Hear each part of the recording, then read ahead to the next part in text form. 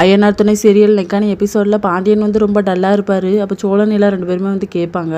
ஒரு சின்ன விஷயந்தான், இதுக்கெல்லாம் கோவப்பட்டு இன்னொரு கல்யாணம் பண்ணிப்பேன்னு சொல்லிக்கிட்டு இருக்கா. சரி பண்ணிட்டு போட்டோம், அது அவளோட விருப்பம். நான் கொஞ்ச நாள் இப்படி இருப்பேன், அதுக்கப்புறம் சரியாயிருவேன், என்னோட லைஃப்பை நான் பார்த்துக்கிறேன் அப்படிங்கிற மாதிரி சொல்வார்.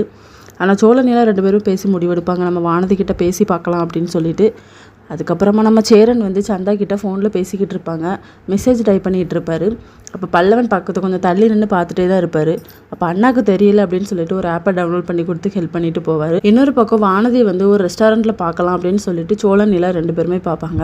என்னம்மா நீ இன்னொரு கல்யாணம் பண்ணிக்க போறியாமல், இப்போ என்ன பிரச்சனை ஆகிப்போச்சு அப்படின்னு சொல்லி கேட்கும்போது அது என்னோட விருப்பம் அப்படிங்கிற மாதிரி சொல்லிக்கிட்டு இருக்காங்க.